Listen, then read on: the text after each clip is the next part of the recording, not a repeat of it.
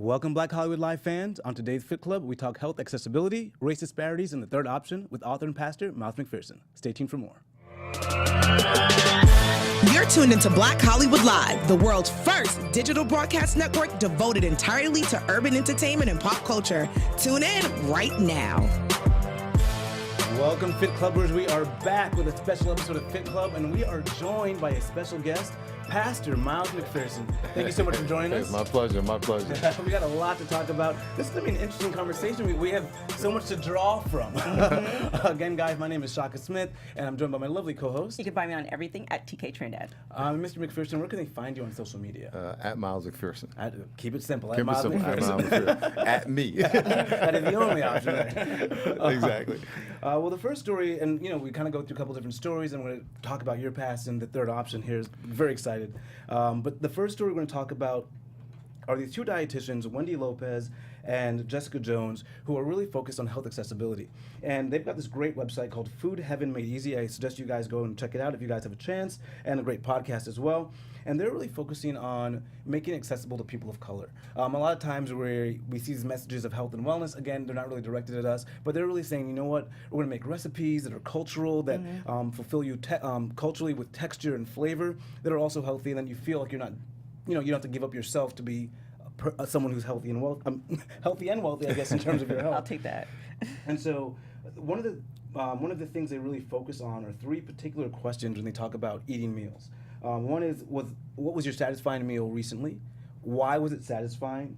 And what foods do you eat that you feel you must, but not for joy? And those are the three questions you want to ask yourself when it comes to kind of building your food outwards. Mm-hmm. And so I just think for you, you've been through so much, through the NFL, and then healing yourself through addiction, and then now through being this pastor you're everywhere. I see you everywhere. Go. Yes. How have you managed your own health, and with your crazy background, Chinese, Irish, Jamaican, you got a varied background. How have you culturally with your food been able to kind of manage it all? My wife feeds me, and my wife is organic, non-GMO, and all that stuff, and I just trust that what she puts in front of me is healthy. Yeah. And she's always saying, don't eat that, let me look at the package. And so I have a pretty simple diet. I only drink water, and I have a couple cups of coffee, decaf in the morning, and I drink water the rest of the time, and eat organic food for the most part. Yeah. When I'm not around her, I'll cheat, but I get to cheat because I eat for the most part healthy. Yeah. But a year and a half ago, I gave up bread, I gave up ice cream, sugar, for the most part, and it's made a big difference in my life. Yeah. And has your diet changed since the NFL, I'm sure? Yeah, because since the NFL, when I was in the NFL, I had no wife. That can change things a lot, right? A lot of things changed, and we didn't even understand health as well as we do now, believe it or not. So the older we're getting, the more we got to watch our health, because we are getting older, and my wife is 60. I'm going to be 59 in 2 days, so we got to watch our health. So I'm eating a lot more healthy now than a year ago. Yeah. Because, a year and a half ago, we used to eat ice cream twice a week, Friday and Sunday, and pizza every Friday night. We had it religiously. I don't cut it out all my life. So I don't eat it anymore. Wow. But you're pretty fit now, though. So that's why. Yeah, you're not too much worse for wear. Well, I give myself opportunity to cheat. However, if I was to have a bowl of ice cream, which I probably couldn't finish, I would get headaches and sick. I don't think I could finish it, because the sugar is now, my body rejects it. Yeah. So I've kind of gone really clean on it. And do you have like a pre-preach meal? Preach meal. I'm serious. That's a good question. So Sunday I preach 4 times. So I preach 8, 10, 12, and 6. That's intense. Yeah. And so I do have, I eat before eggs. Eggs is my favorite. Yeah. Eggs and sausage. Chicken sausage, and I eat that. And then after each sermon, I eat either a protein drink or a salad, and then I eat all throughout the day. See, these are the questions people wonder, but you never ask your pastor. You're like, how are you doing this? But do you have time? When are your sermons again? So 8 o'clock, and then So I get up at 4:30, right? Then I'll eat at 6:30. Okay. And then I'll go to church, and then I'll preach at 8. Then I'll eat again at 9:30. And then I'll preach again, then I'll eat again at 11:30, then I preach again, and I'll eat at 1:30.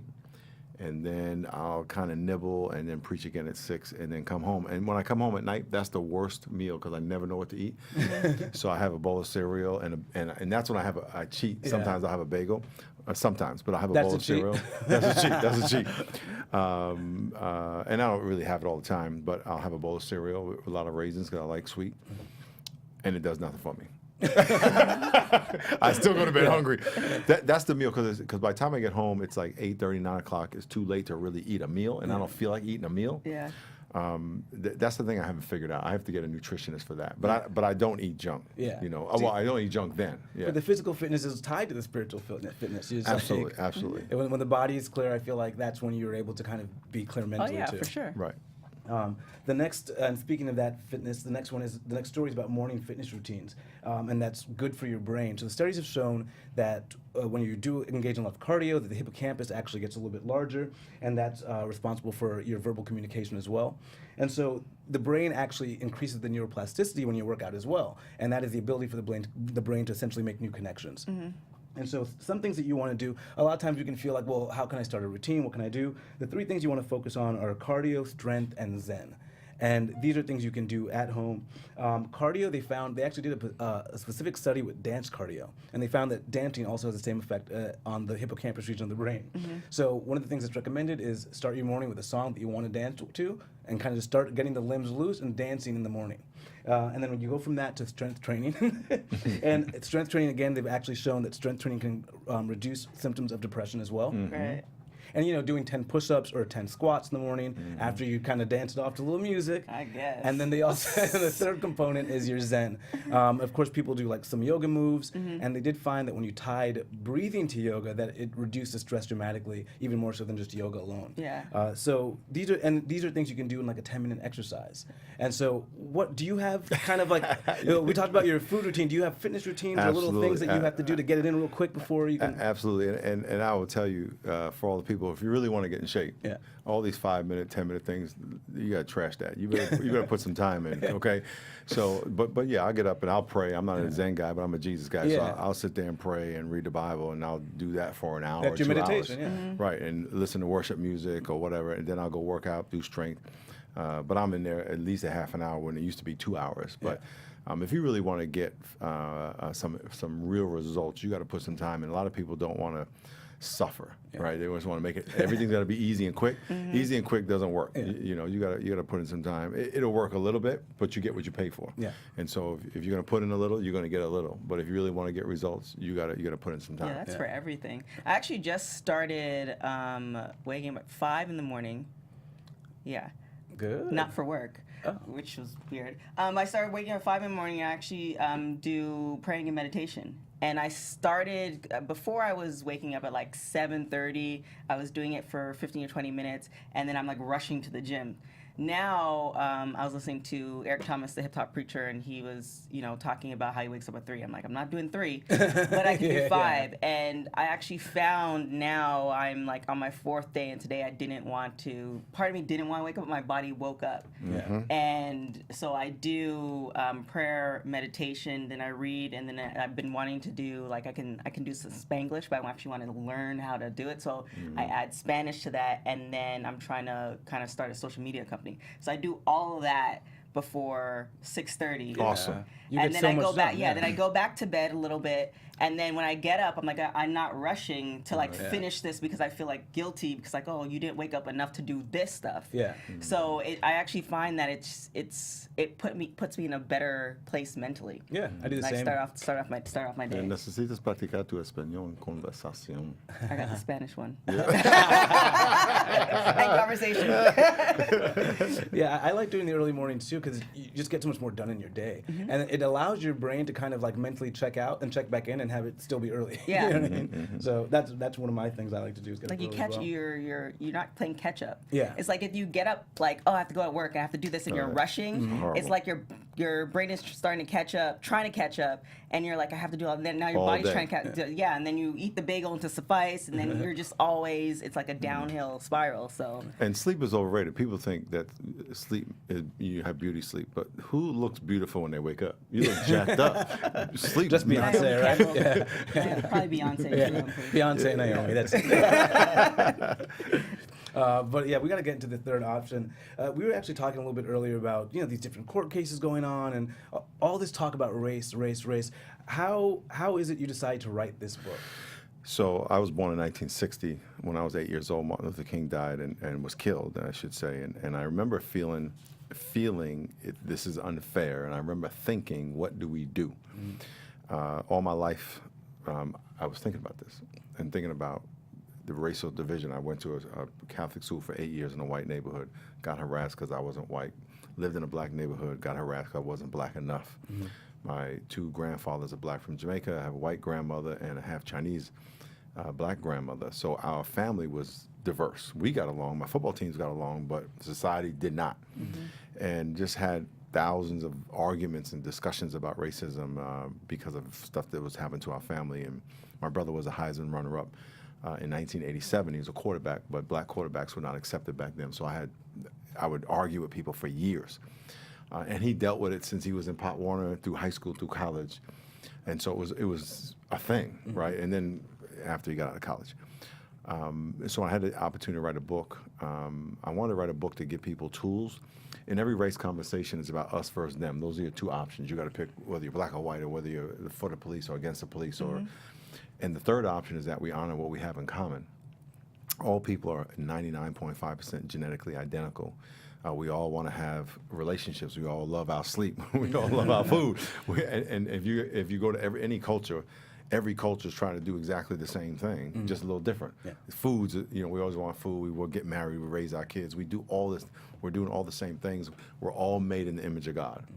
So we have all this stuff in common, yet we let one thing, and it's based on appearance, because it's not until you really get to know somebody that you really get to know them. And we let that one thing cause division in our life. And so this book was designed to teach us, to give us tools on how to honor or place priceless value on that which we have in common. Yeah, I really love that. That's amazing. And what I always like to say is the follow-up is, what's the practical way to do that? Yeah. Because of course it'd be great to be able to employ it. Yeah. But sometimes even in interpersonal situations, if you have someone that you feel is drawn those lines, how do you pick that third option? Absolutely.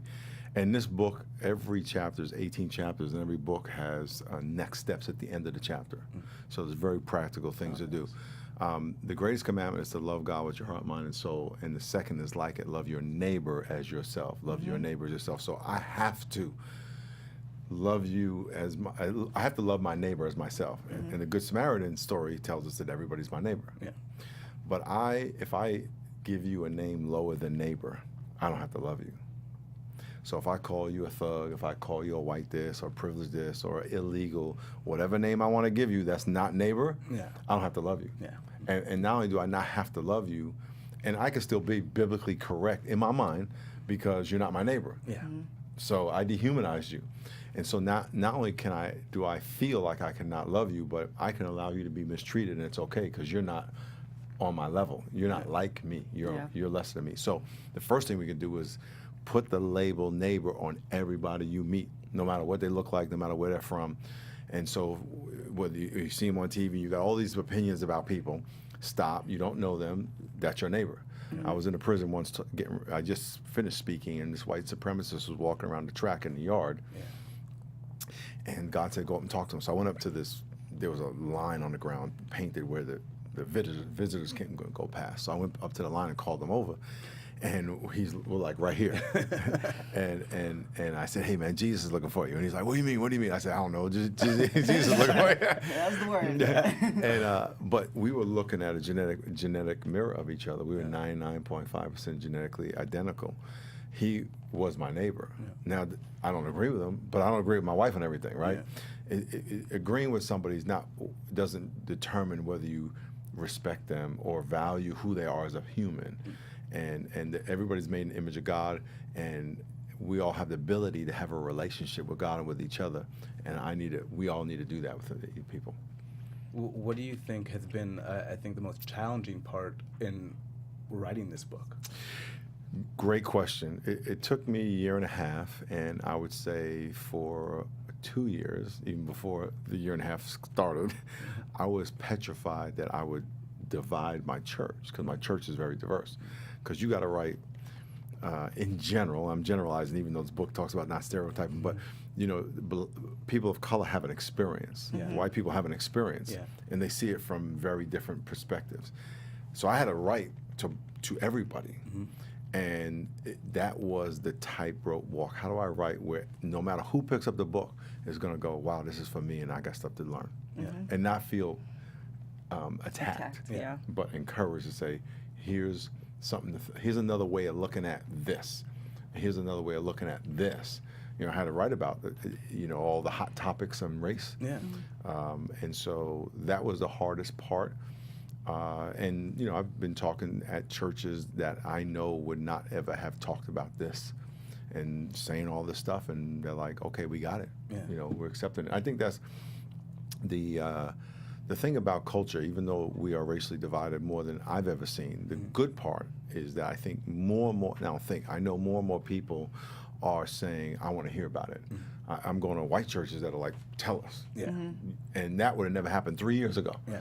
And that is a very encouraging sign, because until the white culture accepts it and says, when I say it, the need to talk about race and the need to have reconciliation, it's not going to happen. Yeah. And I see that happening. Now, there has been recently, as far as, like, you take Kamala Harris, for instance, a lot of folks are saying, well, she's not black because her folks are from the islands and stuff like that. Have you been getting that, like, kind of backlash where it's like, okay, well, you can't really speak to this because, you don't really, you don't have, like, a generation or a family member that's, attached to part of this racism? No one has said that to me. The places I've been, like I was with Bishop Jakes, when I shared this concept with him, he says, I have to help you launch this book. And he had me at his church. And he was saying how this book and the angle of how I come at it speaks to not only black and white, but it speaks to people in division around the world. So I haven't had that. No, but I think when people say that, it shows their ignorance about the experience of people. I had an argument with a guy. I said, "You're not really black." I said, "Brother, let me tell you something. I got to deal with that crap from you, being black, and I got to deal from white people. So don't tell me you don't know my experience, right? And so it's really, you are perceived. All of us are perceived as something by everybody. So." Some blacks will say, "Oh, you're not really black." Some whites will say, "Well, you're not really white." Yeah. So and then some whites will say, "You're black," right? You're the N-word. Well, you're telling me I'm not black, but he's telling me I'm black. So I just got my job is not to be confused, right? Yeah. But I haven't. No one said that to me. But that it is what it is. Yeah, it's just been a thing. Even with like Winston Duke in the movie Us, the people feel that he shouldn't have been in the role because he's Trinidadian. They're like, they need to hire more, Africans, African Americans, and that's like becoming a thing within the culture. And it's just like there's so much other things to deal with than somebody getting a role. Yeah. We're talking about legacy and generation, so it's just. Yeah.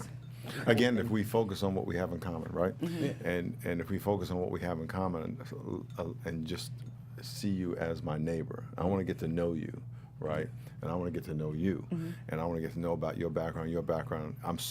We can get so caught up in the positive of who we are, than the other side, this one thing that divides us, that we perceive divides us, by the way. One of the things I saw, you'd spoken at the Republican National Convention. When you speak to like political leaders or people in politics, I think they generally tend to have a different idea than like faith. You're talking to people in the political arena. How do you approach that versus your regular Yeah, I was just in D.C. 6 weeks ago, and I got invited by a Republican and Democratic senator. a bipartisan meeting to call senators and Congress, members of Congress from both, to talk about this. Yeah. I'll just say what I gotta say. Yeah. You know, that's the only thing I know, right? Yeah. So, and it's my role. My role, you know, I'm not. It's not a political thing. My role is to preach the gospel and share how's the gospel relevant to this. That's my role. Yeah. Other people's role is politics. Other people's role is activism. I'm not an activist. Yeah. There's an activist, or it's my side against your side. Yeah. Pacifist means, you know, let's all get along. But prophetic is that there's something higher. There's a standard that's higher than all of us, and that's God's standard, not mine. Let's talk about that. Yeah. Well, what can we all rise to? And so when I go into whatever arena, I have to always remind myself that's my role. I'm not here to, you know, talk about activism. I'm here to talk about the gospel, right? How does the gospel relate to us getting along? 'Cause someone's got to. That's my role. Yeah. Other people have different roles. Yeah. And then I would also ask, when it comes to the next step, what's the next step, and what do you see as far as racial relations going forward in this country? One, the answer is never going to be organizations or governments. Going to be regular people. It should be the church, and you know, hopefully the church keeps stepping up, because we're supposed to carry the mantle of loving each other, right? Mm-hmm. But it's going to be on individual people. You know, we had this thing called the Third Option Challenge, where we challenge people to make a video on their phone with someone who doesn't look like them and say why they love them, and then challenge 3 people to go do the same thing, so we can show the world, no, there's people who get along, and then hashtag the Third Option Challenge. In this book, there are tools like labeling someone your neighbor. Yeah. If I label your neighbor, then I can treat you as a neighbor. If I label you something else, I can't treat you anything outside the label. Mm-hmm. So if you're dumb, I'm never going to think you're smart. Yeah. And if I think you're ugly, I'm never going to say anything cute, right? Mm-hmm. But if I think you're cute, I'm never going to say anything ugly. Mm-hmm. So we do stuff like that, and acknowledge your blind spots. We all have different blind spots. So I think in the book there are very practical things for people to do. Mm-hmm. One of the things that I learned writing this, and this broke down a lot of barriers for people to have the conversation. Often there are people, if you tell them that they offended you racially, they feel like you're calling them a racist. Yeah. But you can be racially offensive and not be a racist. Mm-hmm. You know, we say things that are ignorant, out of fear, out of nervousness, and for so many years I was hitting my head up against the wall talking to people, and I couldn't get them even to have the conversation. Yeah. And it was because they felt like if they agreed that they were offensive or that they were wrong in their perspective, it made them a racist. Yeah. And that word has even changed. That word is, what racist was 50 years ago is not like what you would call it now, but I think we need a new word because it's so loaded. Right, yeah. It is loaded. So, so God showed me, no, you can be offensive to women and not even know what you're doing, right? Yeah. So it doesn't make you, an evil person. So reading the book is going to help people. It's going to give them freedom to learn and to accept that they grew up with a story, a social narrative about how they see the world, and that story is very limited. There's other stories that are just as legitimate as your story. Mm-hmm. And instead of seeing yours as right and theirs as wrong, or even having to decide which one's right or wrong, whatever the third option, that we put them together and just learn from each other. Yeah, I think a lot of people just don't even do that. I think right now it's just like everybody is yelling at each other and there's not any listening happening. And you can let me know if this is a fact or not, because this is according to, I believe it's Killer Mike in his Netflix special. Killer Mike. What did you start with that? Yeah, I know. Yeah. I didn't get to check it out, so you can let me know. But he said that the most racist hour in America is between 9 and 10 o'clock as far as churches. The most segregated time of the week is church time. Yeah. Really? Yeah, it's true. Because most 95% of churches are segregated, which means 95% of churches have 80% of one ethnicity in it. Wow. And so if you go to church, it's all black, it's all white, it's all Hispanic. And by the way, even in Hispanic culture, and again, this is according to the Hispanics who told me, because I have not gone to all these cultures, you have the Cubans together, the Puerto Ricans together, the Honduras together, right? And so we go to church without people, and yet we talk about wanting to love people. There's some practical reasons for that, but the trick of the devil to me is to divide us. Yeah. And in our church, we have United Nations, and every Sunday I say, look, I get up and say, hey, what's up, how y'all doing? Good morning. Before I start, find somebody who doesn't look like you, and I do this. and look at them and tell them you love them. And usually, and then I'll say, you probably just need to turn because we're all, it's all mixed. It's not like, there's a few black people over there and a few white people. It's like all these people, dozens, we don't even count them, of ethnicities are in there. Find somebody who doesn't look like you, ask them their name, tell them you love them, give them a hug. We can practice here. So when you leave, go do it at work. Go do it in the mall. You don't have to be scared of people, right? And so that's such a blessing for me to be able to do that. So how do we go about, or is that something that we should tackle as far as church-wise, if that is like more of a segregation? Is that something that we should tackle, or is it just like God's there, he'll figure it out on its own? Or Well, people, we have to be intentional. Pastors need to build relationships with other pastors. They need to serve the community together. People need to stop. I shouldn't say stop flying to Africa to serve black people, but they should probably go down the street first, right? Because they'll go all the way over the pond, and let's go down the street and meet somebody down the street, right? Because you don't have to spend $5,000 or whatever it is and take a missionary trip. With 100 people, your whole church can go down a block. Yeah. So we need to serve, and our church, we do about $4 million of volunteer service every year for San Diego. Because we're diverse, we have people from all neighborhoods. Yeah. We go to all those neighborhoods and we serve them. And so if you have a church that have people from 1 or 2 neighborhoods, well, go pick a neighborhood from which you're not, and find out what the needs are and ask them. We're doing a conference in May called the Do Something Church Conference. You can go to sdrock.com for information, but we're teaching pastors, here's how you leverage your congregation to go serve the community. You can actually do a numeric assessment of the pain. How many strip clubs, how many foster care, how many bars, how many convalescent homes. You can count them. Yeah. And then you can go to them and you can ask them how you can help. And so for churches, they really need to look inward. Every individual starts with me. You've heard of the term redlining? No. Okay, so back in the 50s and earlier, they would the banks would take a red marker and red line. Yeah. So they would we're going to higher rates. It still happens to this day a little bit. We're going to higher rates in this community. Well, churches somewhat do that. They say, well, we don't go here. Wow. We go over here because these are where our people are from. Yeah. And churches need to stop redlining. They need to go and minister wherever God tells them. Because I know for a fact God's not saying, don't go to that neighborhood, go to that neighborhood because that's who looks like you. I know that's not happening. So, but churches have to own it, but they have to own it for the right reason. They have to own it because they believe in the gospel belongs to everybody. They believe everybody's made in the image of God no matter what they look like, and that they have a responsibility to take the gospel everywhere. They have to do it for the right reason and not to say, well, I checked the box and I helped some, Hispanic people. And by the way, black churches, they need help. They need to go make relations with the Hispanic churches, with the Vietnamese churches. It's not just white to black. We all have to do it. And that's one of the things I noticed was that you guys have done so much community service work in San Diego, and even just the first 9 years, I want to say you grew like 12,000, just like exploded your congregation. Something like that. Yeah. How did you mobilize that? How did you mobilize those people?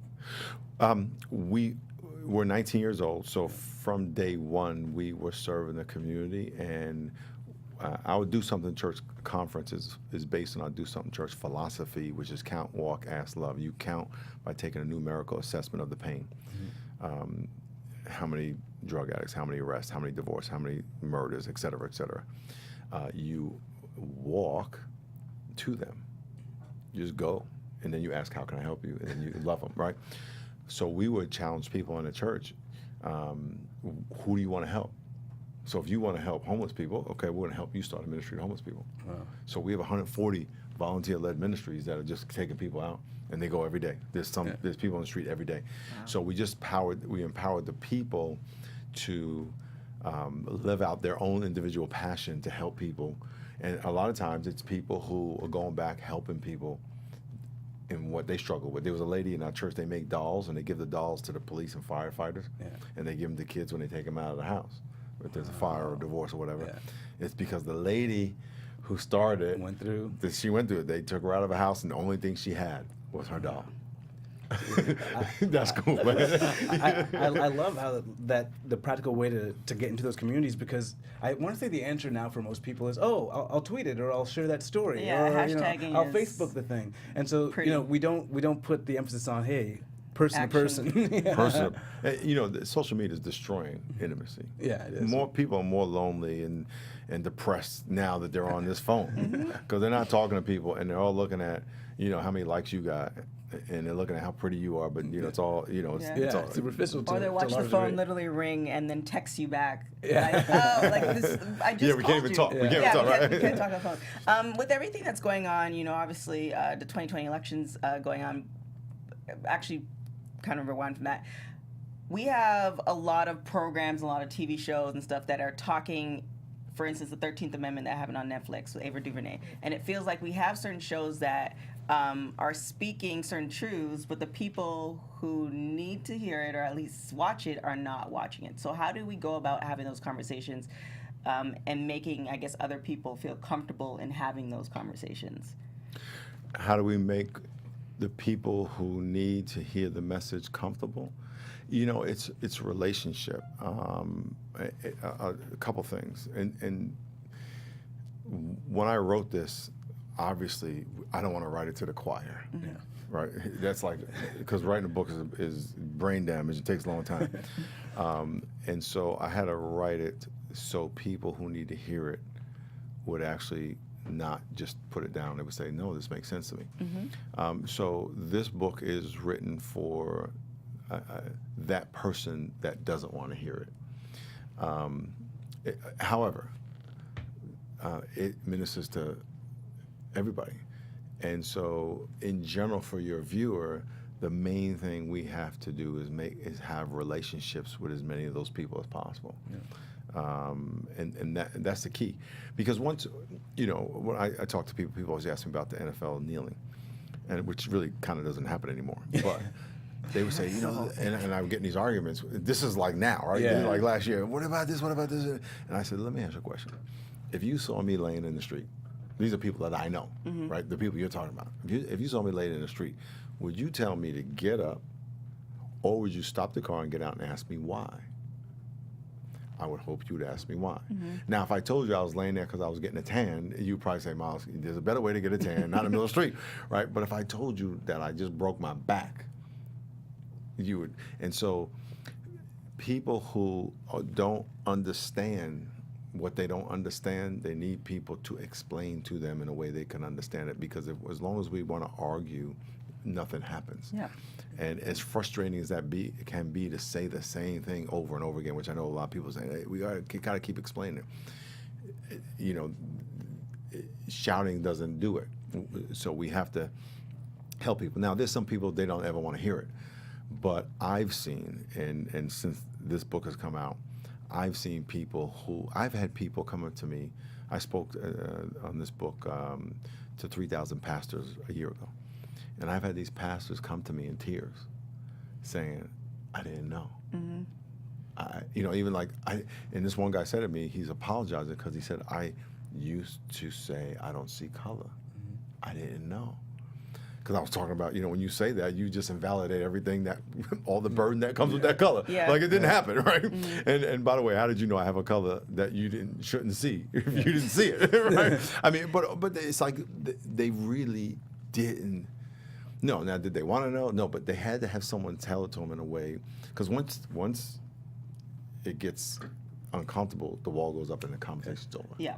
And I think people do want to know, but they want to do it in a way that's comfortable for them. And I think maybe getting a book is like very comfortable. Correct. And sometimes they don't even know either. Well, yeah. Yeah. I did a group in college where it was called Sustained Dialogue, and it was like once a month we met for, I think it was like dinner. We went for dinner, and it was just who wanted to come, who was invited to the table, and we just talked about race relations, and people would just cry because they're like, I didn't know that.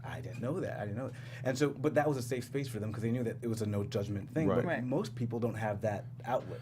But listen, the whole book is based on the fact that what we have in common, and what we all have in common is we all do want to get along. Yeah. We just want to do it, but getting along means that it's safe. Yeah. Getting along doesn't mean you get to beat on me and I just get to cower down. No one Yeah. likes that. Yeah. People really do want to get along, and And so we have to. My brother was a professional boxer. My other brother. Okay. And my other brother was a Heisman runner-up. So I got athletes in my family. You were the first All-American to be drafted to the NFL, right? From my school. Yeah. Yeah, right. And first All-American. Yeah. So You said that just now. I was just like, just a little something. And here's the thing: I wasn't the big deal in my family. My youngest brother was a Heisman runner-up. He was All-American. He was all everything, and I was like this little peon. I played in Division III. He played in Division I.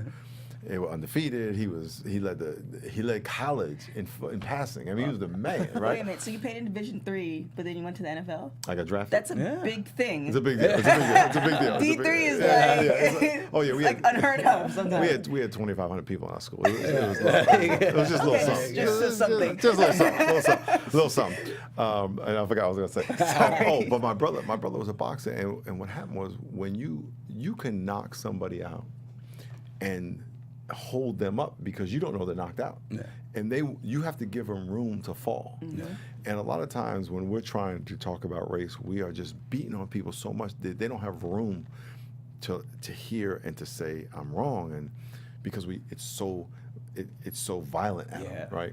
And so this does no good if people don't read it and get it. And so it's written in a way where, man, here's a whole chapter on privilege, right? I had to write about privilege, but I had to write it where people would read it and go, oh. Yeah. And if you read the chapter on privilege, it's going to minister to you too. In my neighborhood, I had two parents. None of my friends had a dad. So my dad was their dad.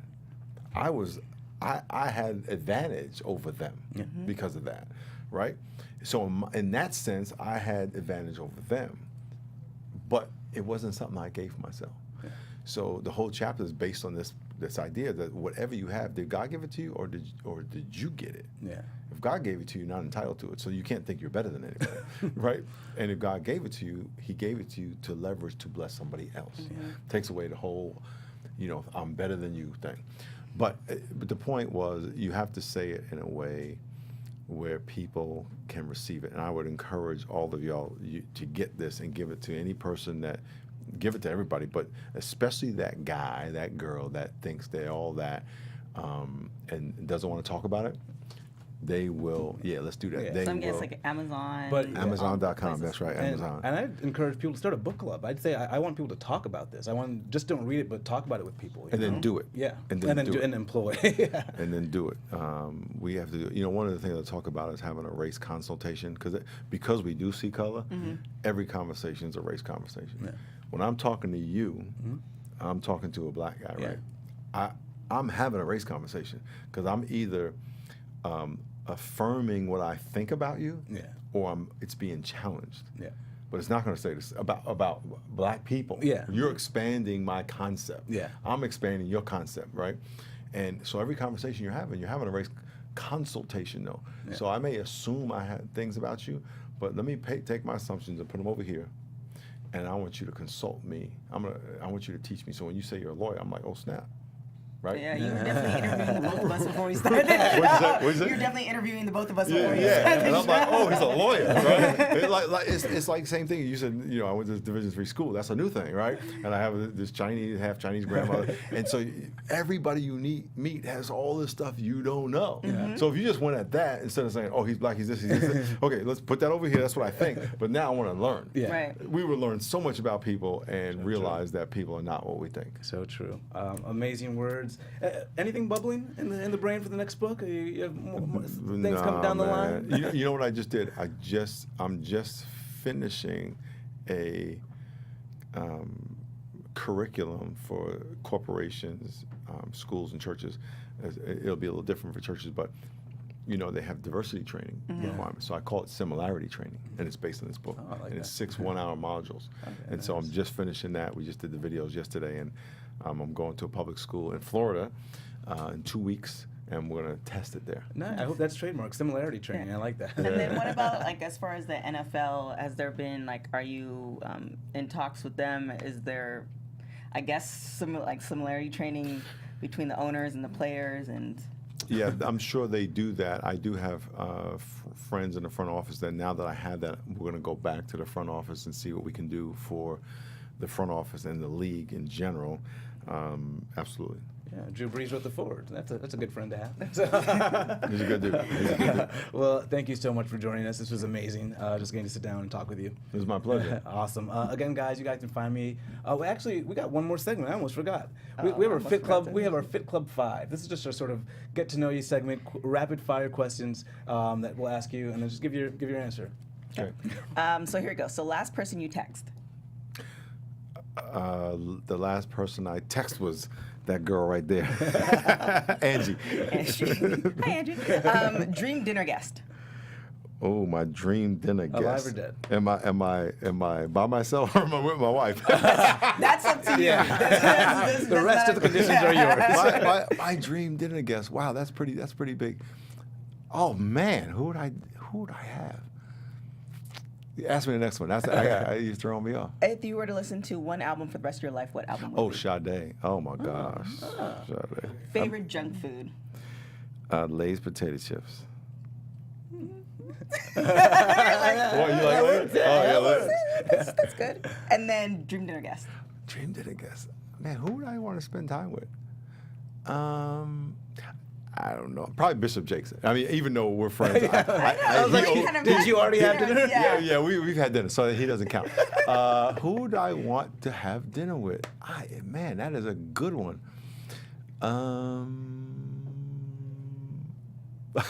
I can't think of anybody. Drew Brees. I don't know. I don't know. That's a good one. Your list of friends is extensive. We need to hang out with you. If you want to choose someone you already had dinner with, you probably should have said your wife. Yeah, she's the one I would pick. You know who I would love to have dinner with? My grandparents. There you go. I had a dream about my grandpa. They're all dead, but I had a dream, and I was like, man, I would love to talk to him now and just hear him say. Because he always say, you got the big man. You're a big, because he saw me grow up, and he's like, I was like 14, you're a big man. Come here, man, come here. You don't understand. All the stories, too, that they just didn't tell you. Yeah. And, like, the only story my grandmother that, like, she told me is that my grandmother's 23. She was sitting on the porch. He saw her, went into the house, asked for her hand in marriage, and that's how they were together. Like, that's the only, and it's like, when I go back, I need to, like, ask more, and even my mom, because if you just think of your life and everything you've experienced, and now all of a sudden you just come into your parents' life, it's like they had a whole life before you. And my grandfather, one of my grandfathers died when I never met him, so I don't even know him. And my grandson's 4, so when my grandfather died, I was like that young. I can't imagine me dying and my grandson growing up all his life and not knowing me, and me not knowing him. Right. So I would like probably my grandfathers. I think you're the first to pick a relative. That's a good one. Well, again, thank you. Got to know you a little better in the Fit Club 5.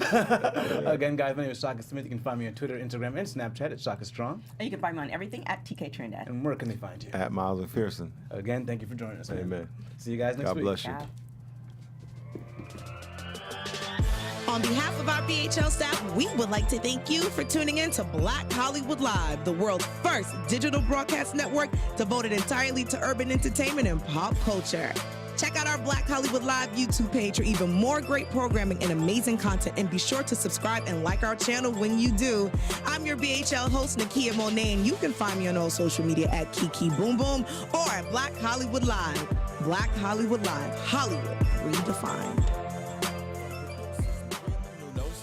Kristen, Tiana Hobson, Kevin Undergaro, and the entire BHL crew, we would like to thank you for supporting Black Hollywood Live, the first online broadcast network dedicated to African American entertainment. For questions and comments, contact us at info@blackhollywoodlive.com. Like us on Facebook.